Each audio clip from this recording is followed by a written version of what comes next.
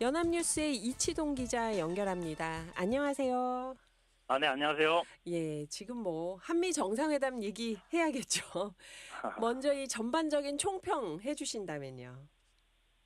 네, 기대 수준이나 정치적 견해에 따라 다를 수는 있지만, 이 정도면 대체로 꽤 잘된 회담 아닌가 싶습니다. 오늘 조간을 보니까, 우리 보수 언론도 첫 술, 네. 첫 단추, 괜찮았다고 평가를 했던데요. 용산 대통령실은 이번 회담 결과에 대해서 이렇게 말했습니다. 극적 반전이 있는 잘 찍은 화제작. 이렇게 좌평을 했는데요. 네네. 저도 개봉 영화로 치면, 당초 우려와 달리 손익분기점은 훌쩍 넘었다. 물론 이제 1,000만 관객 돌파에는 실패했죠. 이런 대박은 아닐 겁니다.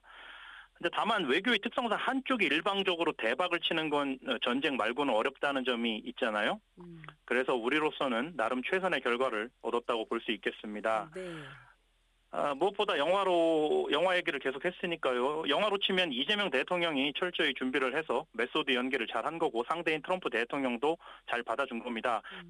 BBC 등 외신도 이 대통령의 그러니까 이제 플래터리 전략이 통한 것으로 분석했는데요. 플래터리는 이제 아부 또는 아첨 아니면 찬사, 치켜 세우기 이렇게 다양하게 해석할 수 있겠습니다. 네.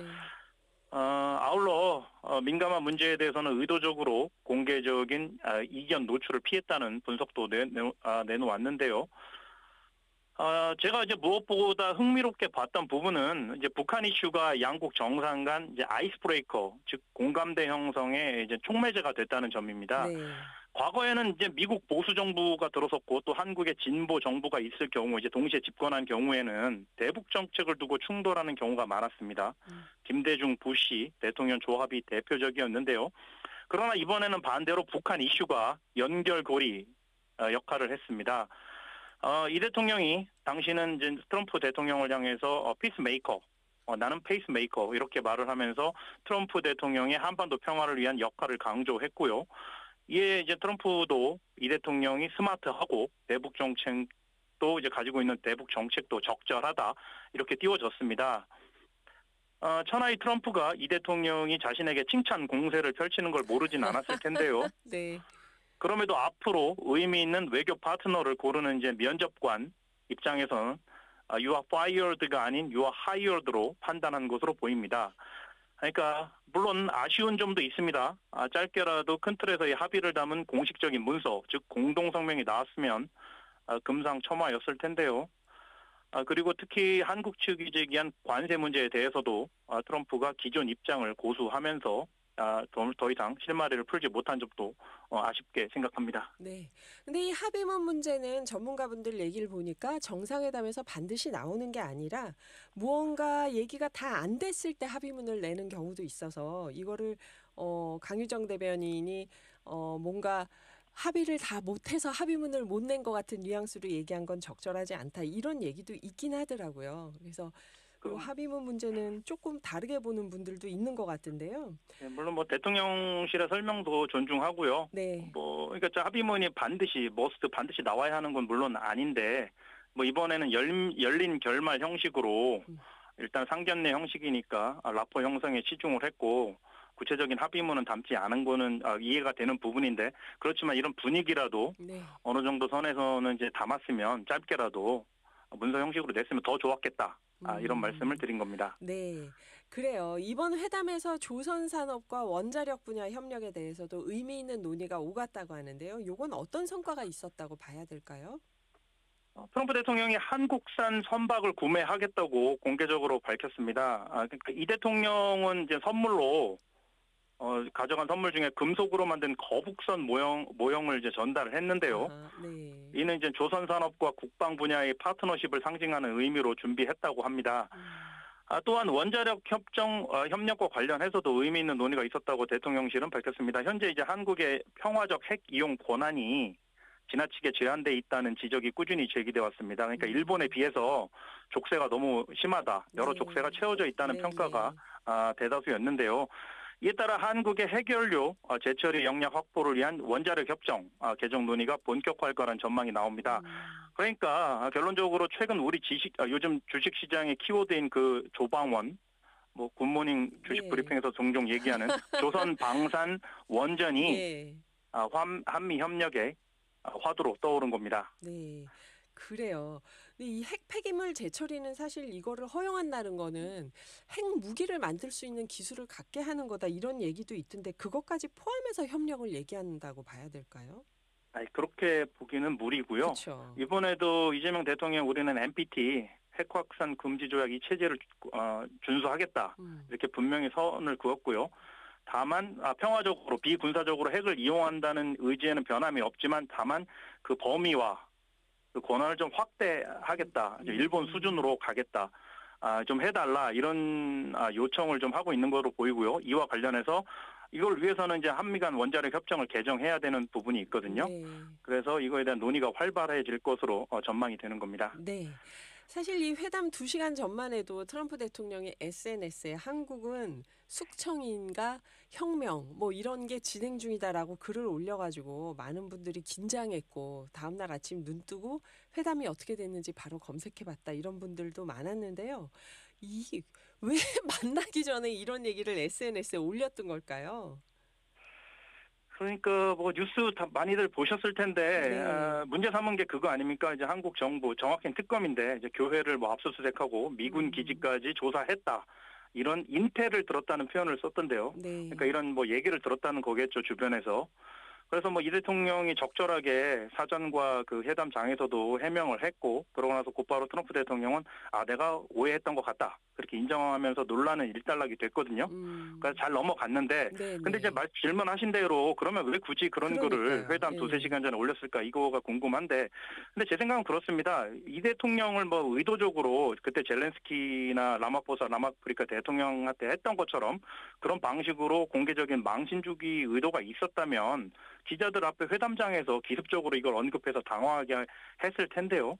그러지는 않고 음. 사전에 SNS에 글로 적었지 않습니까? 그러네요 또. 네. 그런 면으로 볼 때는 두 가지 정도로 추측해 볼 수 있겠는데요. 하나는 뭐 회담 전에 이 대통령을 향해서 알아서 기조를 나한테 잘 맞춰라. 회담장에 와서 좀 잘해라. 이런 압박성 시그널 음. 이런 거로 하나 해석해 볼 수 있겠고요. 두 번째는 이제 이런 얘기를 전달한 일부 세력이 있을 텐데요. 미국 내 음. 강경파 그러니까 특히 복음주의 지지층을 향한 일종의 보여주기용 퍼포먼스였을 가능성도 있다고 보여집니다. 그러니까 이 네. 사람들한테 당신들이 그런 거에 대해서 한국 쪽으로 얘기를 듣고 문제를 나한테 제기하는데 내가 나름 이렇게 조치를 취했다. 이런 얘기를 음. 했다. 이런 얘기를 꺼냈다. 이렇게 보여주는 측면이 있겠죠. 그렇게 해석을 해볼 수 있겠고요. 특히 이번에는 근데 또 하나 주목해 볼 점은 네. 이 문제 해결을 위해서 이게 상당히 회담장에서 터졌으면 뭐 그쵸. 골치 아픈 그쵸. 사안이 됐을 텐데 네네. 잘 해결이 됐는데 그 기저에는 사전에 뭐 양국 대통령 비서실장 간 핫라인이 가동이 음. 돼서 문제 해결에 도움이 됐다는 분석이 얘기가 나옵니다. 그러니까 네. 강훈식 비서실장이 이례적으로 미국으로 맞아요. 급거 날아갔잖아요. 갑자기 이건 가셨잖아요. 예. 그렇죠. 이건 상당히 이례적인 겁니다. 음. 대통령이 순방을 갔는데 비서실장까지 예정에 없는 일정으로 합류를 한다. 이거는 이례적인 거고요. 어쨌든 날아가서 수지 와일스 트럼프 대통령의 그 비서실장인 수지 와일스를 직접 만나서 이 문제를 설명했다고 하는데요. 와일스는 참고로 트럼프 대통령의 아주 최측근 중의 측근입니다. 그러니까 이른바 문고리 실장으로 불리는 인물인데요. 음. 결국 앞으로 이 채널을 잘 활용해서 트럼프와의 소통에 전략적으로 활용할 필요가 있다고 할 수 있겠습니다. 아하. 비서실장들 간의 핫라인도 필요할 것이다. 이번 정부에서는. 필요하고 이게 효능감이 입증이 됐기 때문에 이번에 앞으로 그렇네요. 그러니까 트럼프하고 직접 얘기하기는 뭐 그렇죠. 쉽지가 않은 상황에서는 음. 비서실장 라인을 활용하는 게 효과적이지 예. 않을까 이런 예. 생각을 해봅니다. 예, 그래요. 그 처음에 이치동 기자님 말씀 주신 대로 북한 김정은 위원장과 다시 만나겠다는 거를 트럼프 대통령이 이걸 막 강조를 했는데 그리고 우리 쪽에서도 이 두 정상이 만나서 처음 만나자마자 김정은 위원장과 트럼프 대통령의 회동 얘기를 꺼낼 만큼 양쪽이 강한 의지가 있다고 보이는데 이게 실제로 이루어질 가능성이 있을까요? 당분간은 좀 어려워 보입니다. 역시 음. 변수는 우크라이나 전쟁일 텐데요. 네. 북한이 러시아 편에서도 참전하고 있는데 전쟁이 끝나기 전까지는 트럼프와 김정은 간 떠들썩한 만남은 음. 국제 여론도 있고 현실적으로 부담스럽고 힘들지 않을까 이런 생각이 드는데요. 이제 다만 이제 올해 그 여러 가지 행사가 있지 않습니까? 그러니까 트럼프가 말한 게 올해 안에 중국에 갈 것 같다. 시진핑의 초청을 받았다. 네. 근데 거기에 가게 되면 그 계기에 김정은과도 회동을 추진할 수 있다. 이런 취지로 말을 했거든요. 네. 아무튼 트럼프 대통령이 6년 전인가 그때 김정은하고 2번을 만났는데 특히 판문점에서 만났던 거 3번 만났죠. 판문점에서 네. 만났던 거에 대한 그 향수랄까요? 그 좋은 기억이 있는 것 같습니다.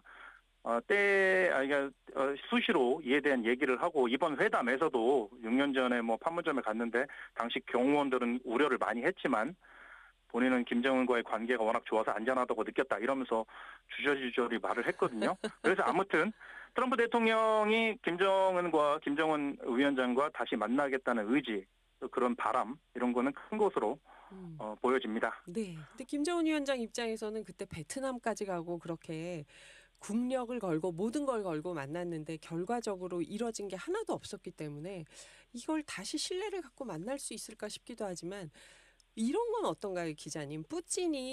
러시아의 푸틴이 트럼프하고도 가깝잖아요. 네. 북한도 러시아하고 관계가 어느 때보다 가깝고.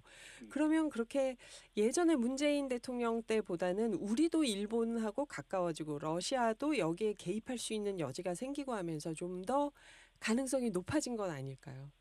북미 회담이나 어떤 외교의 가능성이? 네, 뭐 정치도 그렇고 뭐 외교도 가능성의 예술이고 뭐 전혀 불가능한 건 없으니까 상상력을 발휘해서 그렇게 충분히 될 수 있다고 작가님이 말씀하신 대로 될 수 있다고 보여지는데요. 다만 말씀드린 대로 지금 우크라이나 전쟁 문제가 발생에 네. 떨어진 불 아니겠습니까? 네, 푸틴도 네. 사실은 지금 당장 우크라이나 전쟁. 자기 앞가리 지금 뭐 북한과 미국과의 만남까지 주선할 정도로 여유가 있지는 않을 것 같습니다. 그래요. 그리고 트럼프가 중국에 올해 안에 간다 했는데 우리도 2달 뒤에 경주에서 아펙 정상회의가 있잖아요.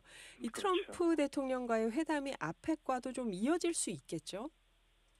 그렇죠. 이제 그거에 대한 기대감이 커지고 있는 건데요. 이번 이제 한미 정상회담이 영화로 치면 소닉 분기점을 넘긴 1편이었다면 네. 그 속편은 이제 말씀하신 그 2달 뒤에 열릴 에이펙에서 나올 거라는 이제 기대가 있는 거거든요. 네, 우리의 바람이죠. 트럼프 대통령이 에이펙 회의 전후로 베이징을 방문하거나 또는 이제 경주 현장에서 시진핑 주석과 직접 만날 가능성이 거론됩니다. 이 경우엔 김정은이 깜짝 등장하는 카메오 역할을 할 수도 있지 않을까 하는 상상력을 발휘해 보게 되는 거고요. 네. 어쨌든 이 대통령은 이번 백악관 회담을 통해서 대미 외교의 첫 관문, 큰 고비를 무사히 넘겼고 이제는 2편, 후속편 10월 말 경주 에이펙이라는 더 큰 무대가 기다리고 있는 상황입니다. 그래요. 근데 여기서 또 트럼프 대통령이 주한미군 기지에 대해서 임대가 아니라 소유권을 원한다 이런 얘기를 했는데요. 이게 가능한가요? 어떻게 보시나요? 글쎄요. 그 실현 가능성은 낮아 보입니다. 네. 별로 없어 보이는데 트럼프 대통령이 왜 이 말을 했는지 그렇죠. 준비된 왜 발언이 이제 했는지. 벌써 꺼냈는지는 사실 저도 잘 모르겠고요. 그거는 좀 더 확인해 봐야 될 부분인데 이제 해당 발언은 맥락으로 볼 때 주한미군 감축을 할 거냐 이걸 이제 기자가 물었는데 이걸 답변하는 도중에 나왔습니다. 그러니까 주한미군 감축 가능성에 대해서는 한미 양국은 친구니까 서로 친한 친구니까 현재로서 말하고 싶지 않다.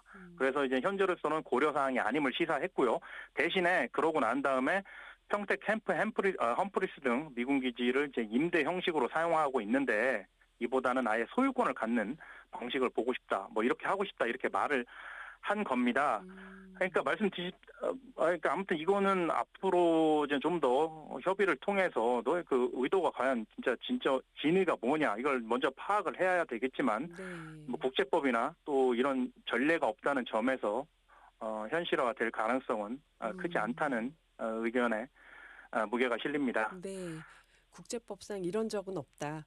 그리고 기자들 앞에서 이렇게 공개된 발언만 보면 중국과의 관계에 대해서도 양쪽이 비교적 잘 조율해서 얘기한 건가? 이게 첫 분위기만 봐서는 알 수 없겠지만 이 부분은 어떻게 보세요? 맞습니다. 잘 지적하셨는데 그러니까 북한 이슈하고 마찬가지로 중국 문제도 트럼프와 이재명 대통령 모두에게 민감한 주제잖아요. 그러니까 서로 껄끄러운 주제여서 이제 뭐 공개적인 석상에서 이제 언급하기는 쉽지 않은 사안인데 그런데 이번 회담에서는 특이하게 북한 문제처럼 이 중국 문제도 서로 간 공감대 형성에 기여를 했습니다. 그러니까 뭐 트럼프 대통령은 중국을 견제해야지만 동시에 좋은 관계 유지의 필요성도 인정했고요. 네. 뭐 한국의 입장도 이해한다는 이런 취지의 발언도 하면서 또 중국 갈 때 이재명 대통령과 같이 가자. 비행기를 같이 타고 가면 뭐 에너지도 아끼고 오존층 파괴도 줄이지 않겠냐 이렇게 농담을 하면서 아이스 브레이킹 하는데 도움이 된 측면이 있습니다. 그래서 중국 문제가 이제 공개적으로는 잘 정리가 된 측면이 있습니다. 그래요. 7522님이 새싹 문자로 기자님이 좀 전에 말씀하실 때 나라 사이 대박은 전쟁이라고 하신 것 같은데 그 표현을 좀 바꾸셨으면 좋겠습니다 있는데 아까 양쪽이 다 망하지 않는 거는 전쟁이 그나마 있을 것이라는 취지로 얘기하셨어요. 근데 요거는 저희가 7522님 말씀대로 네. 전쟁은 양쪽이 다 죽는 거죠. 네, 7522님 그러니까 의견 아무튼 주셔서 상대가 예 맞습니다. 그 지적을 잘 받아들이고 네. 수용하고요. 그러니까 외교에서 양쪽이 100% 만족하는 협상은 하기 그렇죠. 어렵다. 그 전쟁의 얘기셨죠. 경우 예 그러니까 최악의 시나리오 터지면 안 되지만 전쟁의 경우에나 좀 가능하고 어느 정도 양보를 해야 된다. 그런 면에서는 이번 회담의 성과를 네. 그렇게 폄훼할 필요는 없다. 예, 이 그 정도면 잘 된 거다. 취지였죠. 이런 취지에서 말씀을 드린 거라는 설명을 드리겠습니다. 네네. 오늘 여기까지 듣겠습니다. 여러 가지 까다로운 이야기들 잘 풀어주셨는데요. 연합뉴스의 이치동 기자였습니다. 감사합니다. 네, 고맙습니다.